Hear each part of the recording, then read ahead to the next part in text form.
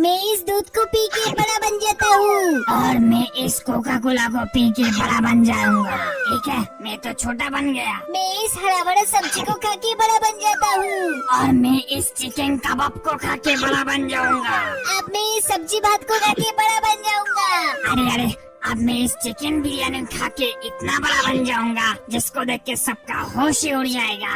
लेकिन उससे पहले तुम लोग बताओ, तुम लोग का पैसा चाहिए या अपने मम्मी का प्यार? जो मम्मा से प्यार करते हो वो लोग वीडियो को एक लाइक करके चैनल को सब्सक्राइब कर दो और कमेंट पे आई लव मम्मा लिख दो।